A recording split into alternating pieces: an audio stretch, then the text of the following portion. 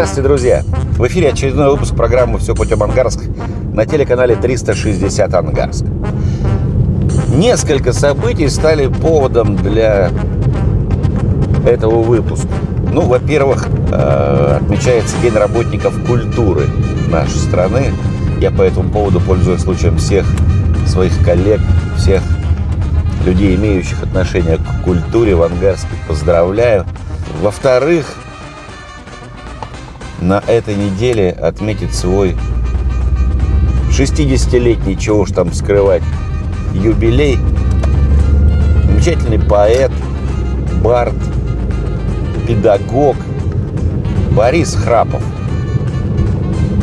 Он, как человек, уже много лет воспитывающий в подрастающем поколении любовь и знание хорошей поэзии, хорошей авторской песни, в общем, и станет героем сегодняшней программы.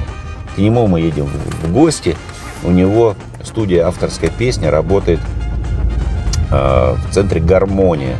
Вот там, в стенах его подвального «Что делать?» помещения, мы нашу тему и будем пытаться раскрыть в беседе с этим замечательным человеком. На фоне мартовского, солнечного, но еще прохладного Ангарска. Поехали!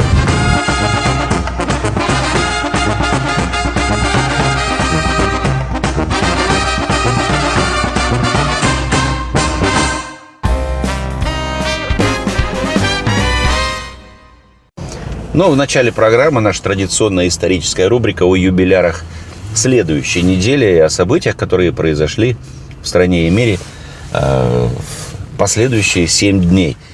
Что это за события и что это за люди, давайте прямо сейчас и узнаем. 1 апреля. В этот день отмечается Международный день смеха или День дурака, а также Международный день птиц, а по народным приметам в этот день пробуждается домовой. 210 лет назад родился русский писатель, классик мировой литературы Николай Гоголь. 85 лет исполнится журналисту и телеведущему Владимиру Познеру. 2 апреля. В этот день отмечается Международный день детской книги. 3 апреля. Интересный праздник — Всемирный день вечеринки. 95 лет назад родился американский киноактер, дважды лауреат премии «Оскар» Марлон Брандо. 4 апреля. Отмечается День веб-мастера. 70 лет назад была создана Организация Североатлантического договора. Мы ее знаем как НАТО. 5 апреля. Необычный праздник, отмечается Международный день супа. 6 апреля. Отмечается Международный день спорта на благо развития мира, Всемирный день настольного тенниса, День работников следственных органов МВД России. 115 лет назад родился замечательный актер театра и кино Василий Меркурьев. 7 апреля. Отмечается Всемирный день здоровья, день рождения Рунета, День геолога в России. 80 лет назад родился американский кинорежиссер, сценарист и продюсер Фрэнсис Форд Коппола. 70 лет исполнится российскому государственному деятелю Валентине Матвиенко. 65 лет отметит китайский-американский актер и каскадер Джеки Чан. 55 лет исполнится новозеландскому актеру Расселу Кроу.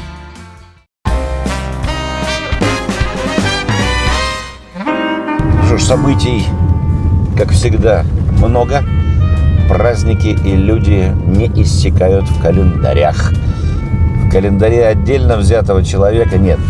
Давайте так. В календарях большого количества друзей Бориса Храпова его день рождения помечен, конечно, особой галочкой.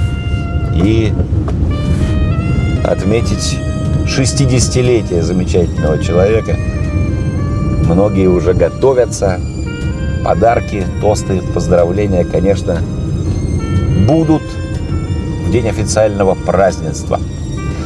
Мы прямо сейчас уже приближаемся, совсем скоро подъедем к центру «Гармония», где много лет ведет курс авторской песни педагог, поэт Борис Храпов. Встреча с ним прямо сейчас.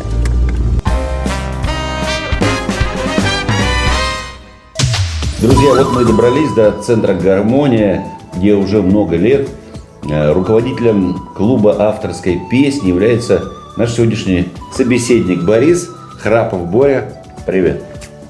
Ну, Да. во-первых, заранее, конечно, не поздравлять, но все равно с юбилеем тебя.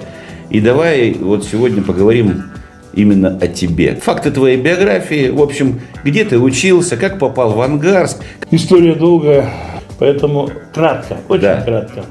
Значит, школа, институт в городе Томск, значит, физико-технический факультет и распределение сюда, в Ангарск, на электролизный комбинат по профилю. Ну, ты же распределение сам себе выбирал? По Ну, сути, в смысле, да. место распределения. Да, по сути, да. Значит, ну, скажем так, у меня была возможность счастливая выбрать, потому что достаточно неплохо я заканчивал институт. Вот, но тем не менее, как-то вот сразу, потому что с детства, ну, кто меня знает, давно знает эту историю, значит, я как-то, проезжая в 5 лет мимо Байкала, я в него просто влюбился, когда увидел. Вот, и было такое дикое желание где-то здесь обосноваться и жить, то есть с самого детства. Ну и появилась такая возможность, как только на горизонте промелькнул Ангарск, я, естественно, поехал сюда. Даже без раздумий. Вот. Ну и мои ожидания полностью оправдались. Я влюбился в этот город, я влюбился в это место. Байкал – это жемчужина не только Сибири, но и всего мира. Поэтому вот таким вот образом я здесь образовался. Это было в 1981 году. Работал на электролизном комбинате. Во всяком случае, когда я отработал льготный стаж, а точнее сказать, не из-за стажа, конечно же, ушел я с комбината по такому поводу, что был избран депутатом в городской совет и перешел на работу по приглашению Александра Андреевича Шевцова. Я перешел на работу и работал в совете 3 года заведующим орготделом. И когда советы Ельцин перезапустил. Начало 90-х. Да, как раз перестроечные годы. Значит, и, естественно, пришлось, значит, что-то выбирать. На одном из приглашений сюда, в центр «Гармония», значит, нас пригласили как бардов. И после этого предложения кто-нибудь возглавит или нет. А получилось так, что все бредели, все заняты, и все. А я как раз был, вот так свободен, скажем так. Ну и я, в общем-то, взялся за это дело. Станция Пихтачи. Мокрый, усталый жест. Поезд дробно стучит. Эхом ответил лес. Глухо звучат шаги. Пуст нежилой перрон. Сапоги. Песенку мокрых крон. Конечно, все это с нуля начиналось. Нет же такого предмета, авторская песня. Такого предмета Ты, нет. получается, как бы, изобрел его, родил. По сути дела, да. По сути дела, так сказать, пришлось писать программу. Ну, постепенно, вот за столько много лет, конечно же, и багаж поднакопился, достаточно большой и песенный багаж, и теоретический багаж. Значит, и теперь вроде бы, так сказать, работать стало легче, но контингент сменился. Знаете, поменялись, скажем так, устремления молодежи. И круг интересов, и подходы к жизни, и к себе, и, так сказать, какой-то вот, детская активность упала. Я считаю, что упала. Вот такого духа состязательности, спортивности внутренней, который он был у нас в нашем детстве, его сейчас не наблюдается. То есть, когда я их специально, искусственно пытаюсь раззадорить на какое-то внутреннее соревнование, не всегда это удается, но тем не менее. Ты же как-то все фиолетово, все ровно как-то. Да, как-то да. То есть есть, нет, да и есть, нет, да. Значит, а если что-то сильно надо будет, купим, приобретем или как-то там. Мама купит. Мама купит, да, папа и так далее. То есть вот, к сожалению, такое вот наблюдается. Клубная работа, она предполагает прежде всего воспитательную часть. Это 100%, я убежден, продолжаю этим заниматься.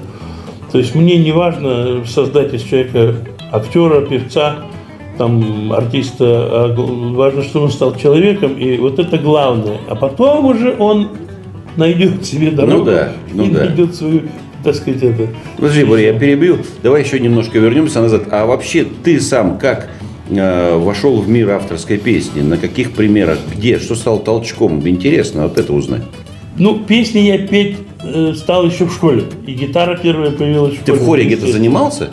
Значит, я в институте пел в академическом мужском хоре. Значит, у нас в политехе был таковой.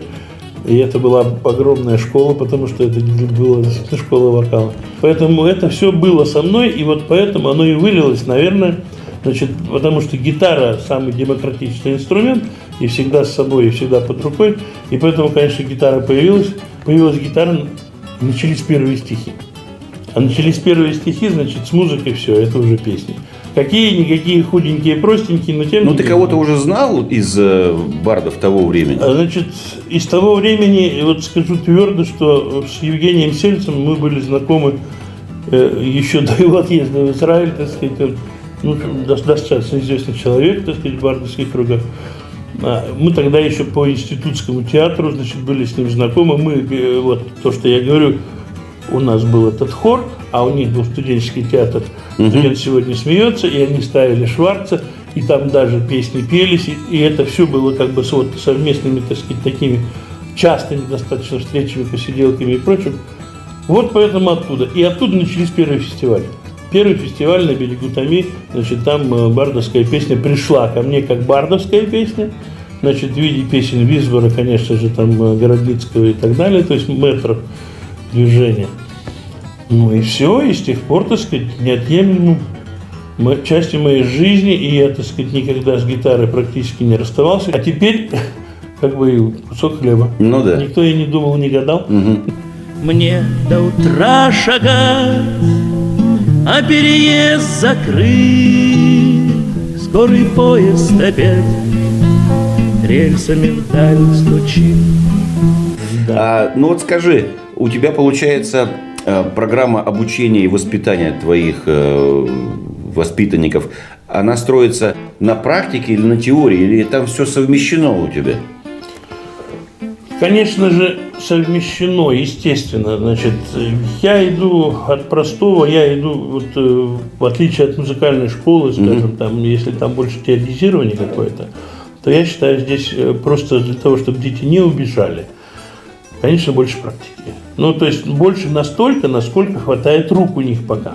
Когда они приходят, они же абсолютно неподготовленные, и приходят с нуля, буквальным образом, начинаем пальчики ставить, зажимать струны и так далее. Параллельно идет ознакомление, что такое инструмент, как он устроен, частично, немножечко дозированно даю теорию музыки, так сказать, ну, скажем так, опять же, чтобы не спугнуть, чтобы это было не сплошным теоретизированием, чтобы люди не убежали, дети. Они не слишком хотят, так сказать, чего-то такого заумного. Вот, больше от практики. Песенку взяли, начинаем разучивать, начинаем голосом заниматься. Начинаем голосом заниматься, так сказать, параллельно-то и караоке, и вокал, значит, под фортепиано и синтезатор и так далее. Значит, и параллельно и идет гитара. Ну, больше того, я еще и учу и писать, потому что, извините, авторская песня, ну, это да. все-таки поэзия. Да. И поэтому волей-неволей я их начинаю учить еще и поэтике как науке. Потому что в школе знакомство с поэзией у всех такое достаточно практически поверхностное. Хотя и изучают авторов, и изучают их биографии, и изучают, так сказать, может быть, даже подоплеку создания произведений, там где-то философию и глубину. Но вот именно с точки зрения теории поэтики, как науки, вряд ли. Потому что школа, ну, на это, собственно, и не рассчитана. Ну, поэзия – это же тоже своего рода еще и ремесло.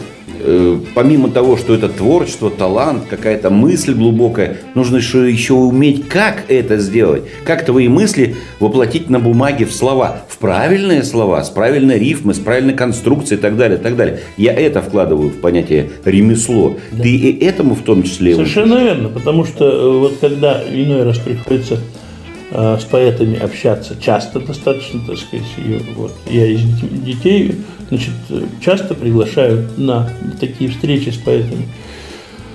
Ну, многие поэты относятся к своему творчеству именно как к такому божественному проявлению, так сказать, свыше. То есть мы говорим вдохновение. Но помимо вдохновения должна быть техника. Техника и технология. То есть Я считаю, если там в 18-19 веке было нормальным, чтобы каждый воспитанный человек говорил по-французски, играл на рояле, то сегодня... И умел сочинить сонет какой-нибудь. Ну, это вот, кстати, и не все. А сегодня-то уж в нашем-то 21-м таком продвинутом веке, так сказать, написать четверостишие, я думаю, что каждый грамотный человек должен просто уметь технически. Я не говорю по содержанию и по глубине, но технически, как по канону сделать это в принципе должен сделать выдержать размер там, и так далее, и так далее. Совершенно верно. Поэтому задача-то моя сейчас не создать поэта как такового, научить, как это делается. А вот станет он потом поэтом или нет, это зависит от того, станет он человеком, а вот после этого, может быть, у него откроется внутренний багаж, его внутренний мир, и он его подключит к внешнему миру, и тогда, может быть, что-то родится. Ну, да. С этим знанием, как говорится, нужен симбиоз и комплекс. Господи, что за напасть?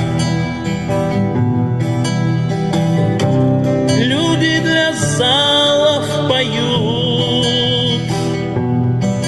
но трудно на сцену попасть. Вот потому-то я иду. А что в ближайших планах, какие мероприятия нужно тебе провентилировать, так сказать? Ну, у нас в этот год юбилейный.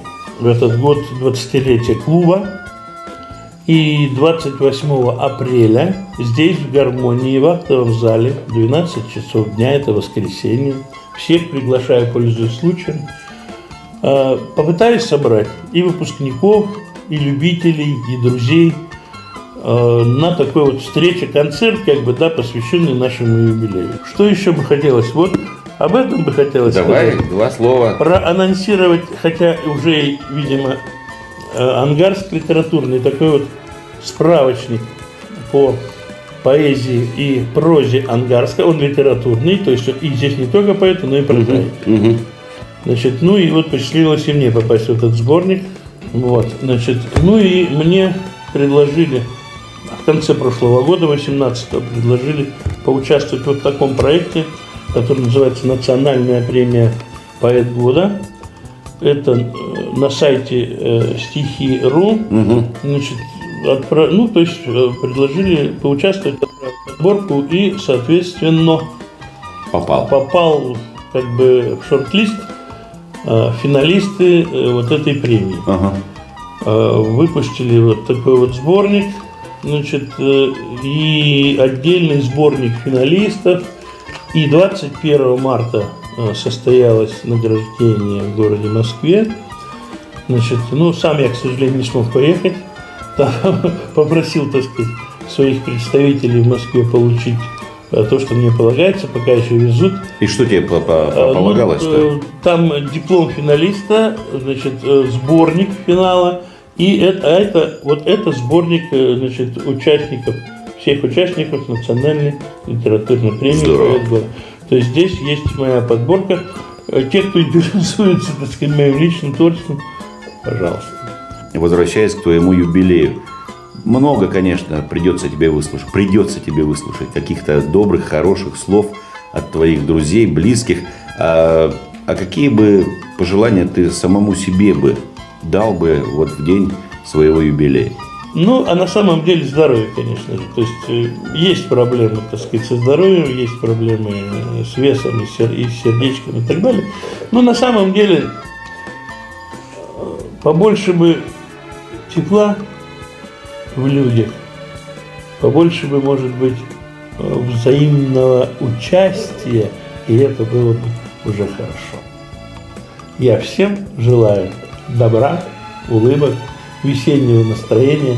Приходите к нам на концерт 28 апреля. Хорошо, Борь, спасибо за беседу. Живи долго. Спасибо.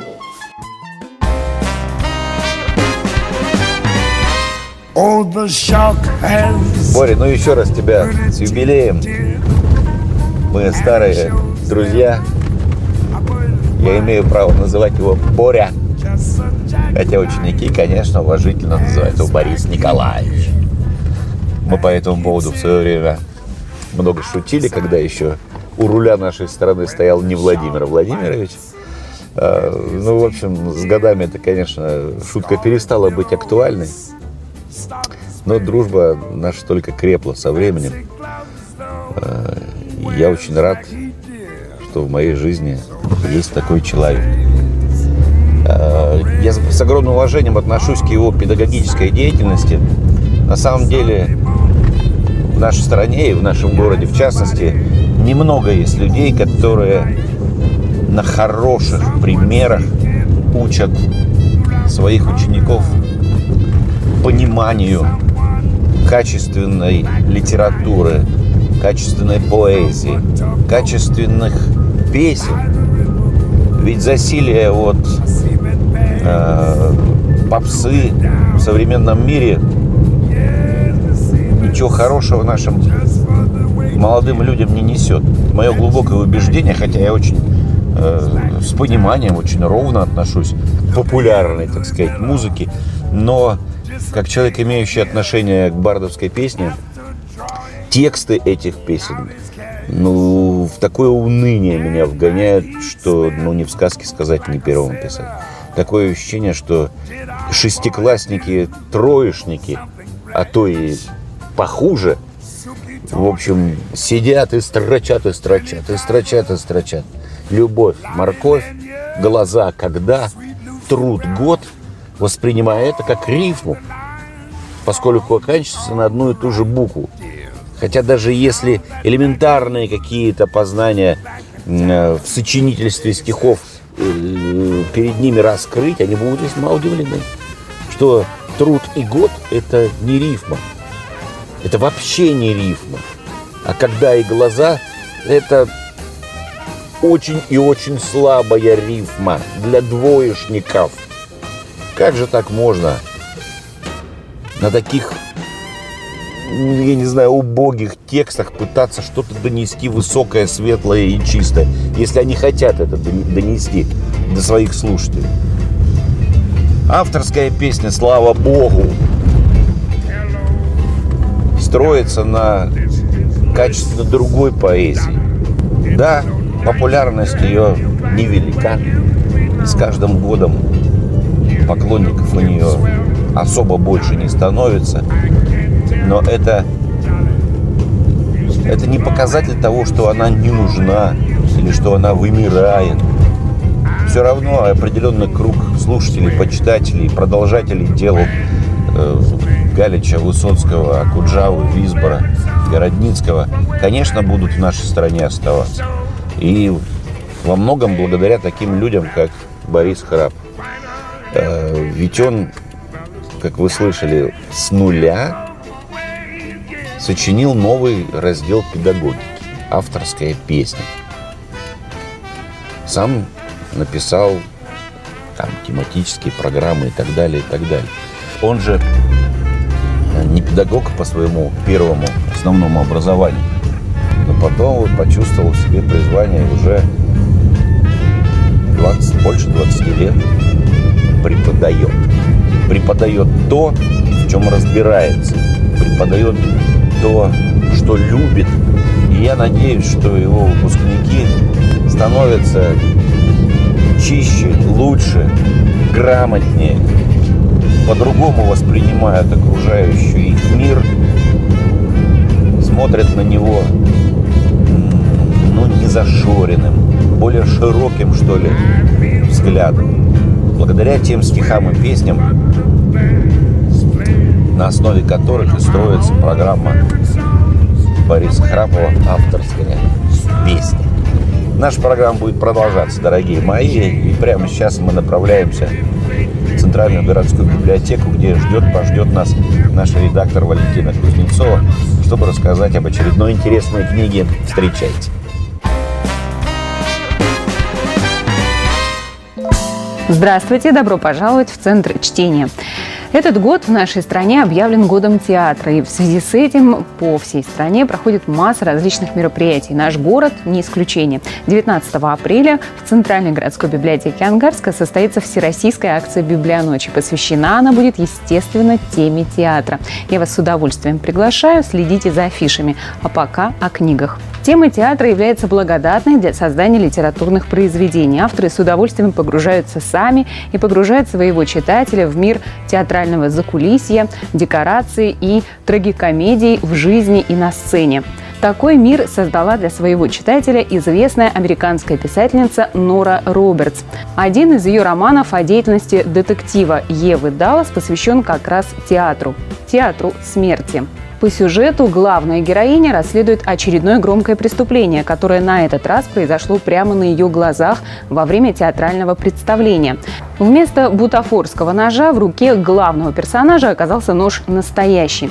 Теперь Ева является не просто детективом, расследующим преступление, но еще и важным свидетелем. А когда пресса узнает о том, что театр принадлежит ее супругу Рокку, разгорается такой скандал, что у Евы не остается других вариантов, кроме как найти таинственного преступника. Однако мир театра не так-то прост. Он полон интриг, зависти и сплетен. А еще здесь важно уметь отличать правду от талантливой актерской игры. Рекомендую. До встречи в Центре чтения.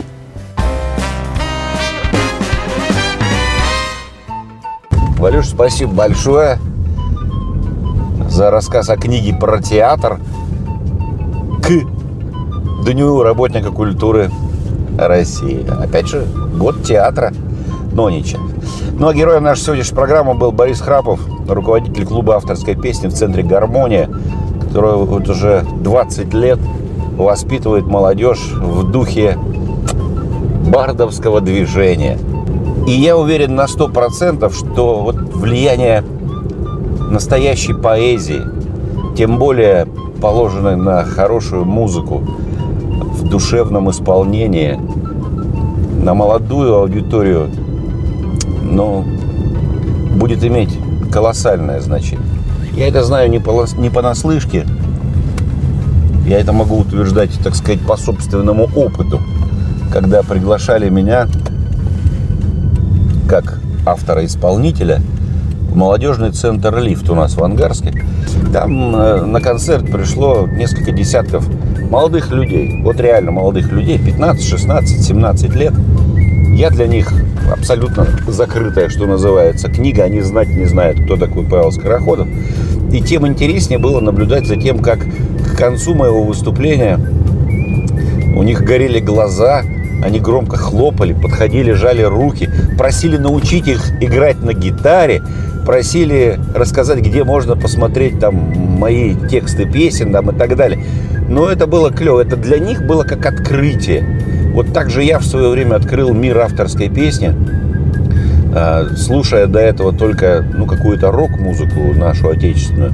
И потом узнал я, что есть громадное число авторов, которые несут свою чистую, светлую, глубокую мысль до слушателя. Бориса Храпова еще раз с наступающим юбилеем. Боря, замечательная дата. Дай Бог тебе здоровья, чтобы хватило сил еще на долгие годы служения нашей бардовской музе. Вам, друзья, всех благ и удачи. И до встречи через неделю на телеканале 360 Ангарск. Пусть по жизни все будет путем. До свидания.